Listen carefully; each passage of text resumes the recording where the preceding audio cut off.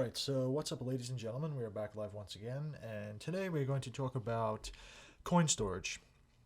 And we're going to go over a couple different points, in particular how to store coins properly, different storing options that are available on the market, as well as my personal opinion on the matter. Now, this has come up recently in real life because I have been really deciding to convert most of my folders that I have, right, these folders right here, and putting those coins into albums. And it is my personal opinion that the albums are a better long-term storage. And so I'm going to go over a couple of reasons as to why. But first, let's talk about the three enemies of coins, right? I like to call the three enemies of coins. Obviously, there's other enemies, but I'm not even going to get into that. But anyway, so the three enemies are sunlight, because of UV radiation. Obviously, ultraviolet radiation catalyzes various different types of chemical reactions, in particular reactions with metals, right? The second being heat, right? Anybody that knows about chemistry knows that rates of reactions depend on temperature. And third is water, right? Obviously, if you think about dropping a piece of iron, for example, an iron nail, into water, you'll know that that iron will just rust away into nothing, and that water obviously catalyzes the oxidation of the iron as well as other metals, right? So how do we protect against that? Well, there's a couple of different options. Obviously, what you want to do is store the coins in a cool, dark, dry place, right? And so in order to do that, what I do personally is if you're using folders or albums, keep them in bags, right? So this is an example. I have some folders here. But what I've been doing recently, because I've been accumulating Dansco albums, is something like this. Now this is two Dansco albums in a Ziploc bag. This particular Ziploc is the 2.5 gallon variety because they don't fit in the gallon bags. With a pack of silica gel. Obviously, the silica gel is very common desiccant. It's going to absorb water from the air, make it very dry.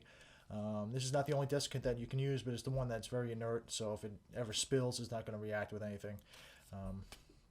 As well as that little blue piece of paper that you see down here is something called humidicator paper. Now, what that does is basically measures the amount of humidity wherever it is, right? So in this case, it's in the bag. And you can get this paper on eBay or a website or whatever. And it's got a little indicator thing on the bottom. Obviously, what this basically is paper that is impregnated with a compound called cobalt chloride.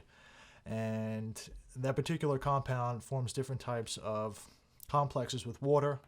The anhydrous form without any water is going to be purple and blue, and as you get towards the higher humidities, it goes from a anhydrous form to a dihydrate, and then ultimately to a hexahydrate, which is the pink all the way on the right. And so, since this does this spontaneously in the presence of water, it's a really good way to get some sort of idea as to the humidity of a particular environment. And as you know, as opposed to using those handheld relative humidity testers, which really aren't that accurate, this is really cheap, and it's a great way to just get an idea of how much humidity you have in a particular environment. Obviously, in a bag as well. So let's talk about different storing options, right? So obviously you have your this is your standard run-of-the-mill Whitman folder, right? This is the things that I started with. You take your coins and you have little cutouts and you push the coin in, and it's really great to get started with. But let's just talk about the pros and cons for a second. Now, these folders are obviously great because they're cheap. They usually cost about $3 to $4 a piece, and they don't take up a lot of space. You can obviously stack a whole bunch of them like this, and this is about 4 or 5 of them. And they take up as much space as one, large size Dansco album. So they're great. And, excuse me.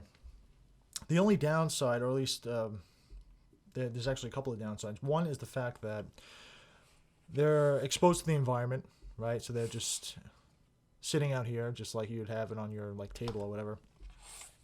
The second thing is the fact that you can only see one side of the coin, and a lot of these paper albums, obviously it's made of cardboard, has some sort of sulfur, at least some amount of sulfur in them, and so that's going to that could potentially tone the coins if it's in the right environment. Obviously, if it's in a really bad environment, it'll tone them a lot faster than if it was in a better environment. But still, this is a great option if you're just getting into collecting, because they're really cheap and you can accumulate a lot of them for not much money. So let's talk about the Dansco album for a second. So if you don't know what a Dansco is, it's basically an album here that has these loose leaf pages, right? And what you do is you put the coin in here, right? So you have these little, let's flip to a different page here. Yeah, this one's fine. You have these little cutouts for your coins, right? And they're protected by these two sheets of plastic here, right? And so what you do is you put the coin in, and what holds the coin in is the fact that the coin is basically the same size as the hole, so that friction between the hole and the coin is what keeps it in, and then you protect the obverse and the reverse with these plastic slides. Now this is great because as opposed to the folder, this album, the only way, or at least the only area where the coin is touching the actual album is around the edge, right? And so as opposed to the folder where the entire reverse, or at least the entire one side of the coin, is actually touching the folder and could potentially tone them. But the only real, actually two really big cons with these Dansco albums is the fact that they're rather large. This in particular is the full-size album, at least as far as I understand. This is figure it's 1.5 inches, so I think that that's Dansco's largest album. They do have smaller ones, and I think the size, different sizes go by the thickness of the binding. So obviously, okay, so the size is one big factor. The second factor is the fact that they're actually really expensive. You can buy a brand new full-size Dansco for like $35 as opposed to $3 for a folder. But if you plan on collecting coins for your entire lifetime, in my personal opinion, it's really, if you're going towards more, uncirculated stuff or really high-grade stuff, you're going to have to eventually move from folders to albums. All right, so thanks for watching, ladies and gentlemen. As always, remember to subscribe to support the channel, like this video, leave me a comment, tell me what you think, and we will see you all next time. Take care, everybody.